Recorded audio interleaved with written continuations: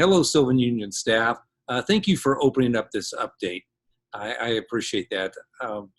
It's an understatement to say that the last month has just been a total whirlwind for all of us.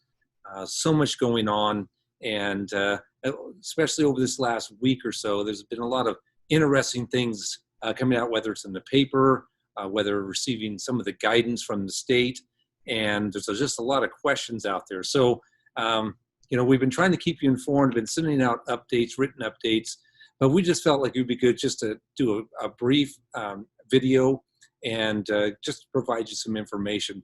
One about our status of our learning continuity and attendance plan, the other about the waiver, and the other about the new guides that just came out regarding reopening schools for small in-person learning. So today's focus, we want to inform staff on the status of our LCAP development process. We want to update you on recent state and local guidance and information, for example, the waiver for in-person learning and the small group and cohort of children. First of all, though, I want to introduce Laura Granger, our Assistant Superintendent, to come up and talk with you about the Learning Continuity and Attendance Plan.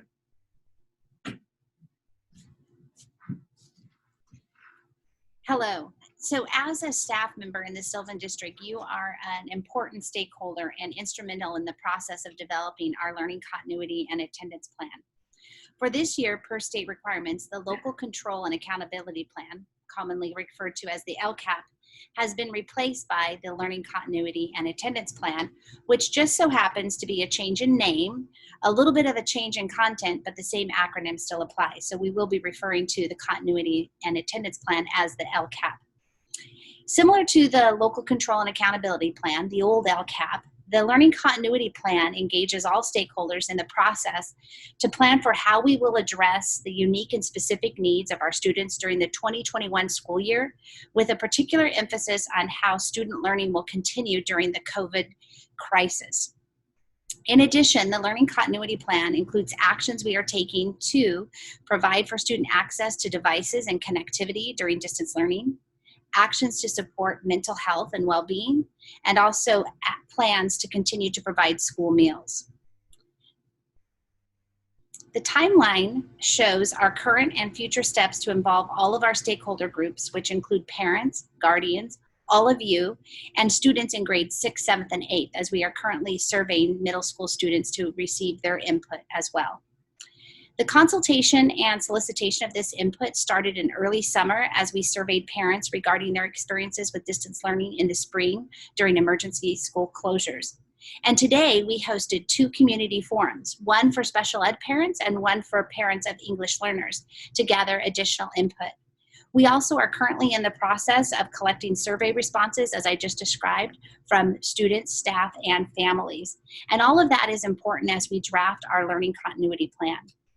On September 9th, the plan will be presented to our LCAP steering committee, which is made up of parents, teachers, administrators, and community members, and it will also be presented to our district English language advisory committee. There will be 2 board meetings in September that will focus on the learning continuity and attendance plan. The first one on September 15th will be a public hearing held at a regular scheduled board meeting, which we will present the plan. And then on September 29th, at a regular scheduled board, a special board meeting, the Board of Trustees will consider the request to adopt our learning continuity plan. And I'm going to turn it back over to Eric, who will talk a little bit more about some of the recent information and guidance we've received. Thank you, Laura. Before I start talking about the waiver, I want to just take us back a little bit and just kind of help guide us down this road, because so many things have happened since June.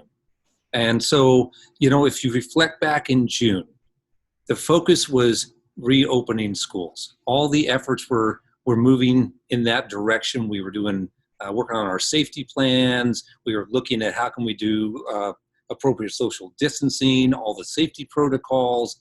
My first month here was going around visiting some different school sites, actually looking at the desks in the classrooms and how the instruction could take place with in-person learning.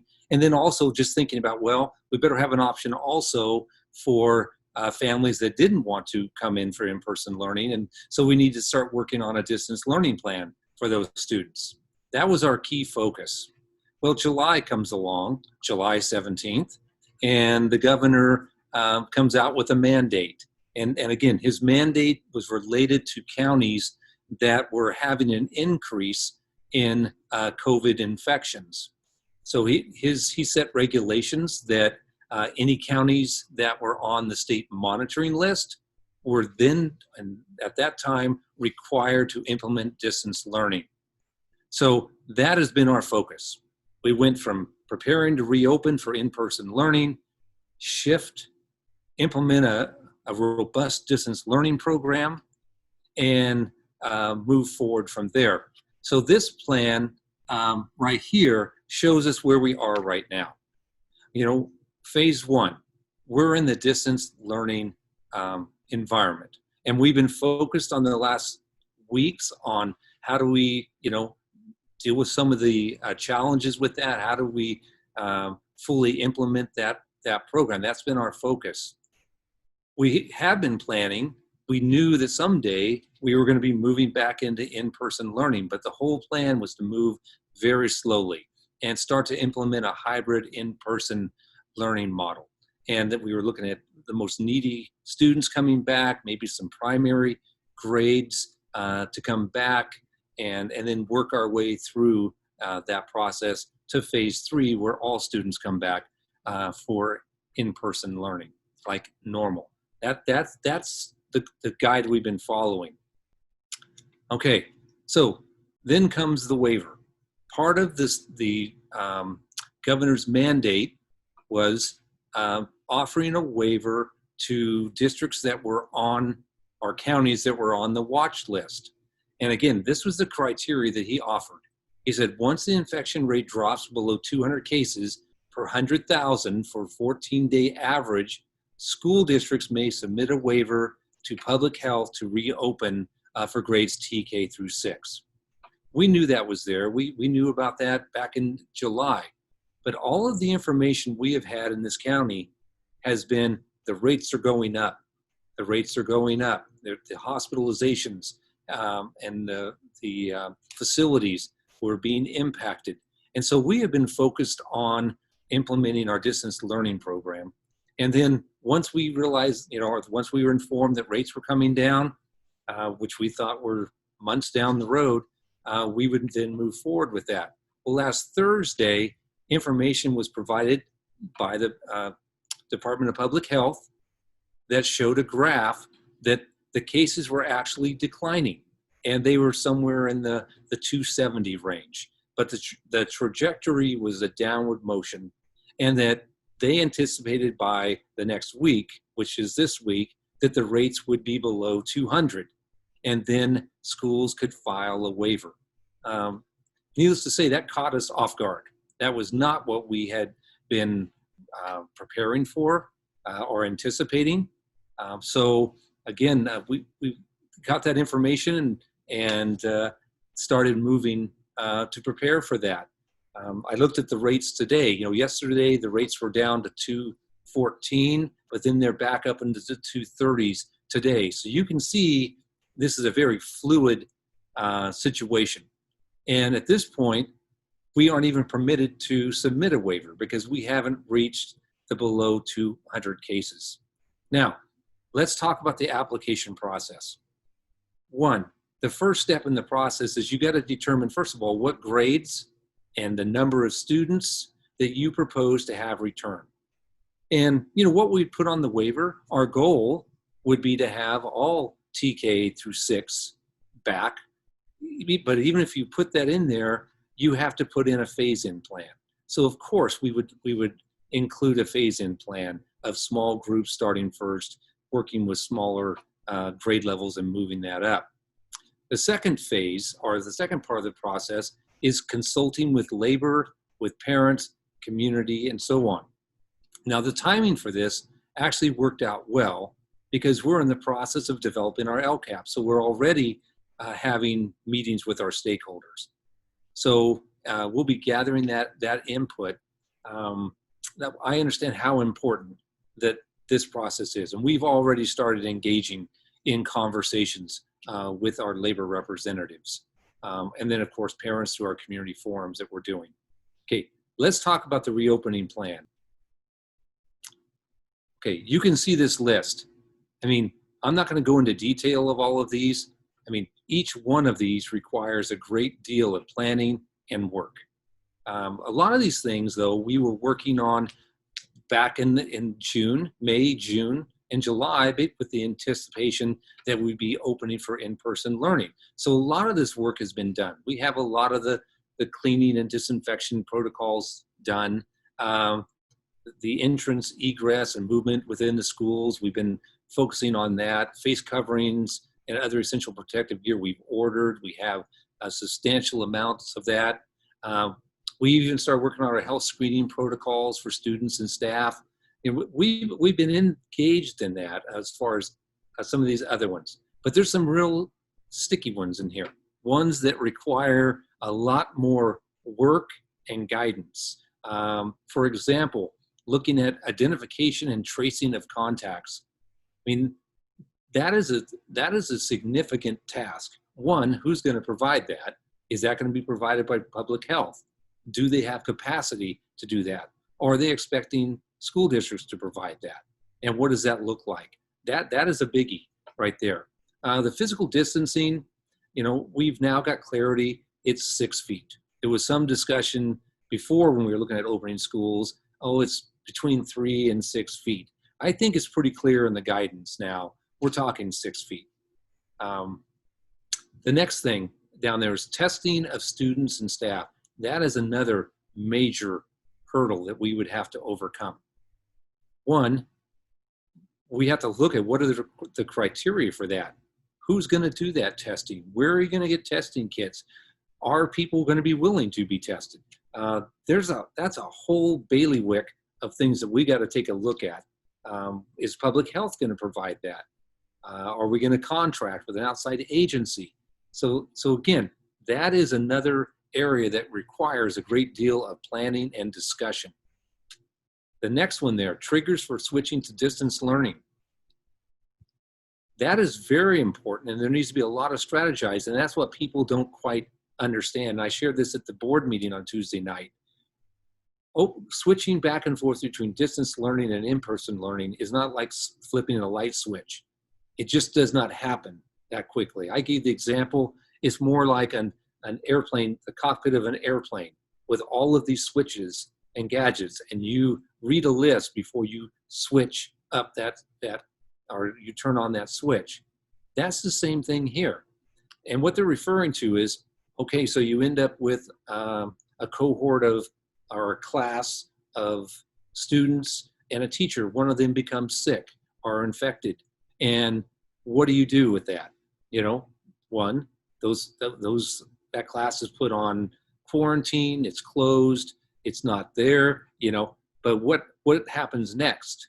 Do those students switch to distance learning? Or have we reached the criteria where now a school has to close because there's so many students or staff that have been identified with positive COVID?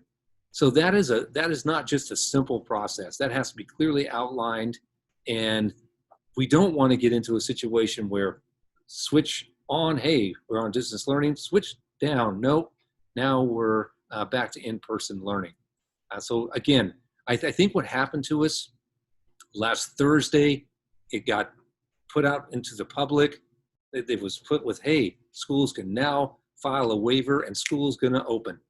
And of course you set that expectations for parents who are feeling like, I need my children in school. And again, we want kids in school. We know how important in-person learning is. So it just in a way set us up with our community. And then now we're looking at unmet expectations. So again, trying to communicate this message that we want children in school. We are moving forward with these plans, but it includes a lot of dialogue and a lot of planning. Okay, so that was the waiver process. We're in the middle of that. And then on the 25th, we received guidance, this new guidance from the California Department of Public Health. This was a response to some communication back on the 3rd of August about reopening schools, and they told us further guidance is coming. Well, it's finally arrived.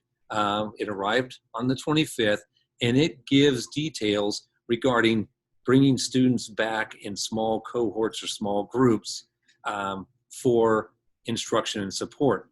This has nothing to do with the waiver, and this is where it gets confusing. The waiver is a totally different process. This is something now that on the first bullet point, does not require a waiver application, but they strongly encourage or recommend that the district collaborates with the county public health department and with your stakeholder groups and your labor groups, okay? But the public health does not have any really much jurisdiction over that unless there's something just totally unhealthy. Then they could come in and close it down. But really, it doesn't require permission from public health to implement. So the definition of the small group is a small group instruction may occur in cohort groups.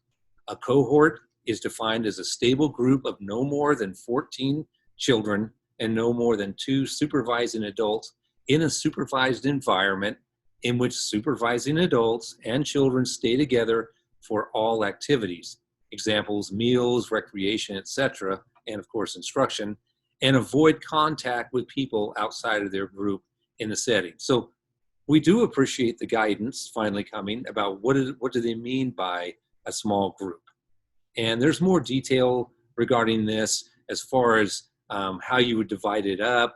Could you divide one group of 7 comes in one time, another group of 7 another time? That still equals 14. You're still compliant, but you can't break it up with a group of 6, a group of 6, and a group of 6, which totals 18. So they gave examples like that in the guidance. Okay, they also had priorities. They listed priorities on who would be served with this small group. They said students with disabilities should be prioritized. And then English learners and students of higher risk may be prioritized. And part of that second group includes homeless students, foster youth, students that are in risk of learning loss, and so on. So it gives those parameters. And again, that's not surprising. I mean, we realize that some of these students are really struggling with a distance learning program, and this was the whole intent of providing this guidance. It was really related to a lot of the pressure on the state to say, hey, we've got these groups of students that are not flourishing or benefiting from distance learning. What are you going to do about it? And so this is the guidance that came out. Now, where do we go from here? The district now at this point, our work is going to be, one, starting to brainstorm what group of students are we talking about? And then let's say, for example, we'll identify some of these groups, we'll put them up on a chart, and then we'll start impacting about, okay, how do we safely bring these students back? How do we keep students safe? How do we keep staff safe? How are we going to make this work to meet all of the protocols, and many of the same protocols that are in the waiver about, the path of travel, safety equipment, and other guidelines. So we will be working on that, and we're going to be engaged with our staff members, getting feedback from you as we start to work on some of those scenarios, because again, you're the ones on the front line. You're the ones in the classroom. You're the ones being impacted by this. And so we'll want to pick your brains on that as far as once we start to put these groups of students together, and once we have fully vetted this thing, that we feel like we can safely bring students back, safely have you as staff there. We work with your labor reps to, again, have some common agreed upon language for that. Then we will contact parents and let them know about their options and opportunities to participate in that. But again, I just want you to be aware of what's going on. You're going to read articles. There's an article in the paper today in the Modesto Bee all about this. And so I wanted you to hear from me what's going on regarding this topic. We are not going to start any small groups without there being a lot of input and a real clear plan. Now, part of this phase in, again, a lot of you have received guidance this week regarding having in-person assessments being done for our special ed and for our EL students. Again, we have spent a great deal of time working through those protocols. That is in the process. That's not related to this. That was a whole separate guidance that we've had for a while. And the other part of the small group, even with the 14, those students can still be served by specific services. So for example, speech and language, that would not be considered part of the cohort. Just some of those individualized things that students require, they would not be part of the cohort. But there's more detail we can share with you later. Well, first of all, thank you for tuning in. I hope this gave some clarity. You know, probably by the time you watch this, there will probably be some other things that come our way. Things may change by that time, but at least on this point, it's a benchmark, so you know where we stand and the direction we're taking. So again, thank you. I do ask you to please participate in the survey. We do need to get that LCAP developed, and we want it to truly reflect input from our district.